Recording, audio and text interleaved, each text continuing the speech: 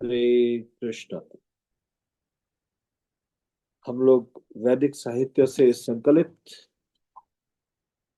कर्म का सिद्धांत से संबंधित श्लोकों की चर्चा कर रहे हैं।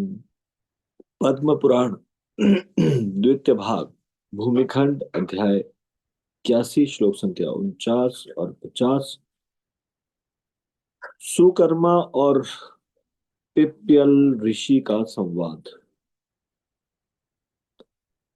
देवत मथ मानुष्यम पशुत्वम पक्षिता तथा तिर्यक्त्वं स्थावरत्वं च प्राप्यते च स्वकर्मभिः स एव तथा भुङ्क्ते नित्यं विहितमात्मनः आत्मना विहितं दुःखं च आत्मना विहितं सुखम्। अनुवाद। जीव अपने कर्म के द्वारा ही देवत्व, मनुष्यत्व, पशुत्व, पक्षित्व, तर्यत्व तथा स्थावरत्व को प्राप्त करता है। जीव ने जैसा कर्म किया है उसी के अनुसार वह फल भोगता है। अपने ही अपने से ही जीव सुख करता है और अपने से ही दुख भोगता है। अर्थात अलग अलग शरीर हमारे कर्मों के अनुसार हमको मिलते हैं। हमारी अतृप्त इच्छाओं के अनुसार उस विशेष अतृप्त इच्छा को पूरा करने के लिए भगवान विशेष प्रकार का शरीर देते हैं। तो हमारे अगले शरीर का निर्माण कौन करता है? हमें दूसरा शरीर कौन क्या मिले? हमारे कर्म। हमारे कर्म ये निर्णय करते हैं कि अगला शरीर हमको क्या मिलने वाला है। ब्रह्मवैवर्त पुराण पूर्व भाग, प्रकृति खंड, अध्याय 31, श्लोक संख्या 1। यमराज और सावित्री देवी का संवाद।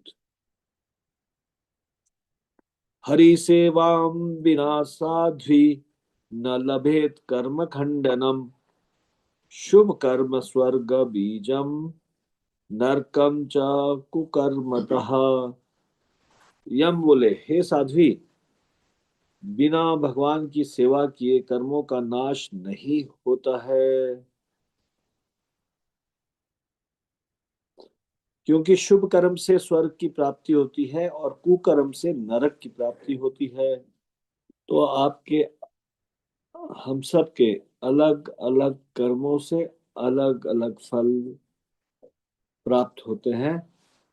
कभी भी खराब कर्म अच्छे कर्म से कट जाएंगे, उसका फल, खराब कर्म का फल तो भोगना पड़ेगा, अच्छे कर्म का भी भोगना पड़ेगा। तो कभी भी इस प्रकार से नहीं होता कि मान लो हमने कुछ गलत कार्य किए लेकिन ज्यादा अच्छे कार्य किए, तो 5 - 2 = 3। तीन हमारे मतलब वो पुराने खराब कर्म कट गए अच्छे कर्म से। यहाँ पे यमराज जी क्या कह रहे हैं? यहाँ पे ये कह रहे हैं कि नहीं, इनका नाश नहीं होता। शुभ कर्म से स्वर्ग की प्राप्ति होगी और कुकर्म से नरक की प्राप्ति होगी। बिना भगवान की सेवा से कर्मों का नाश नहीं होता। मतलब कर्मों का नाश यहाँ मतलब कर्म फलों का नाश का मतलब है। तो कर्म फलों का नाश होता है भगवान की भक्ति करने से। भगवान की भक्ति, भगवान का नाम का जप करने से, इससे ही हमारे कर्म फलों का नाश हो सकता है। युधिष्ठिर महाराज तक को अ, नरक का थोड़ा सा समय के लिए दर्शन करना पड़ा था। यमराज जी ने जब इस संसार को जाने के बाद उनको पूछा गया कि पहले स्वर्ग को आप भोग के फिर थोड़ा नर्क में जाना चाहोगे या पहले नर्क से होते हुए फिर स्वर्ग में जाना चाहोगे?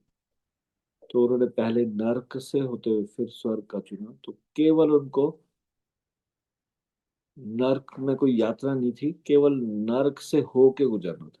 नर्क वो जो उन्होंने असत्य कहा था, अर्ध सत्य कहा था, अश्वत्थामा मारा गया उसके लिए। तो इसलिए अ, कर्म फलों का नाश हो सकता है, भक्ति से कर्म फलों का नाश हो सकता है, भक्ति से कर्म फल कम भी हो सकते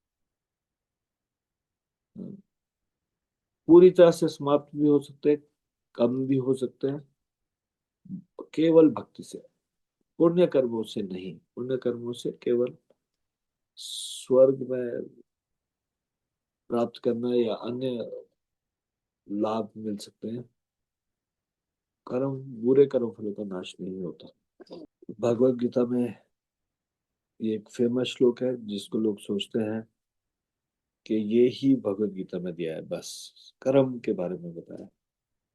लोग बोलते हैं कि देखो भगवत गीता में कहा है कर्म करो कर्म करो, लेकिन कैसा कर्म करो इसके विषय में कभी नहीं बोलते। तो ये वो श्लोक है जिसको लोग समझते हैं कि भगवत गीता मतलब कर्म करो। हम्म, भगवत गीता में कम बहुत सारी चीजें मतलब है। भगवत गीता का मतलब है कि भक्ति करो वास्तव में तो। लेकिन लोग क्या सोचते हैं, कर्म करो। कौन सा श्लोक है वो? दूसरे अध्याय का 47वां श्लोक। पूरी भगवत गीता में केवल यही श्लोक लोग समझते हैं भगवत गीता यही है क्या? कर्मण्येवाधिकारस्ते मा फलेषु कदाचन मा कर्म फल हेतुर्भु मा ते संगो सत्व कर्मणि। तुम्हें अपना कर्म कर्तव्य करने का अधिकार है, किंतु कर्म के फलों के तुम अधिकारी नहीं हो। तुम ना तो कभी अपने आप को अपने कर्मों के फलों का कारण मानो, ना ही कर्म ना करने में कभी आसक्त हो। इसको कैसे समझें? ये वाले श्लोक को समझें, क्या समझें? मतलब दो व्यक्ति एक ही तरह का कर्तव्य कर सकते हैं, कर्म कर सकते हैं, लेकिन उनको फल दोनों को अलग अलग प्राप्त हो सकता है। तो कैसे? पिछले जन्मों के कर्मों के अनुसार हमको कुछ रिएक्शन मिलता है। कुछ लोग इतनी मेहनत नहीं करते, उनको बहुत सफलता मिलती रहती है। कुछ लोग बहुत मेहनत करने के बाद कुछ थोड़ा सा मिलता है। तो जो पिछले जन्मों में कर्म किया उसके अनुसार ही धन की प्राप्ति कर पाता है व्यक्ति। ज्यादा काम करेंगे, ज्यादा मेहनत करेंगे तो ज्यादा धन प्राप्त होगा, ऐसा नहीं हो सकता। हाँ। जितना पिछले जन्मों में दान कर्म किया होगा उसके हिसाब से धन प्राप्त होगा। हम्म। पिछले जन्मों के कर्मों से ही इस संसार में यश अपयश इत्यादि प्राप्त होता है। तो कर्म करने का अधिकार है, मतलब अपनी तरफ से ट्राई योर बेस्ट, है ना? तो रिजल्ट को leave everything on God, rest everything leave on God. भगवान के ऊपर छोड़ दो बाकी चीजें। क्योंकि एक किसान को भी फल को, ये बीज बोने का अधिकार है, लेकिन ये उसके कार्य क्षेत्र में नहीं, उसको कितना फल मिलेगा। तो ये फल प्रदान करने वाले तो भगवान ही है। और हमारे पिछले जन्मों के कर्मों के कारण हम तरह तरह के कर्म फलों को भोगते हैं। कुछ लोग इस प्रकार से कहते हैं कि पिछले जन्मों के कारण शायद मैं ये कार्य कर रहा हूँ, खराब कार्य। पिछले जन्म के कर्म हमको किसी, वो हमको कोई कर्म करवा रहे हैं ऐसा नहीं। कर्म करना हमारे हाथ में है, चाहे तो भगवान की ओर मुड़े चाहे संसार की ओर मुड़े। ये भगवान ने हमको बुद्धि दी है और हमको स्वतंत्रता दी है, हमारे ऊपर छोड़ दिया है कि जैसा चाहो वैसा कर्म करो। हम्म। कोई खराब कर्म हमको पिछला जन्म नहीं करवाता, पिछले जन्म के कर्म के कारण बाध्य होकर हमको खराब कर्म करना पड़ेगा, ऐसा नहीं। हम्म। भगवान ने हमको ये स्वतंत्रता दी है, आंशिक स्वतंत्रता। जैसा चाहे वैसा करें। तो ये चीज आपको याद रखनी है क्या, कि कर्म फल हमसे कोई कर्म नहीं करवाते, हमको विशेष सिचुएशन में डाल देते हैं, बस परिस्थिति में। जैसे किसी गरीब के घर में या किसी के अमीर के घर में, वो हमारे पिछले जन्मों के कर्मों के अनुसार हमको केवल परिस्थिति में डालते हैं। उसके बाद एक्शन क्या करना है वो हमारे ऊपर ही निर्भर है। ठीक है, आज हम यहीं तक चर्चा करेंगे, इससे आगे की चर्चा हम कल करेंगे। श्री हरिनाम संकीर्तन की जय, श्री राम प्रभु की जय, श्री प्रपाद की जय, निताई गौर प्रेमानंदे।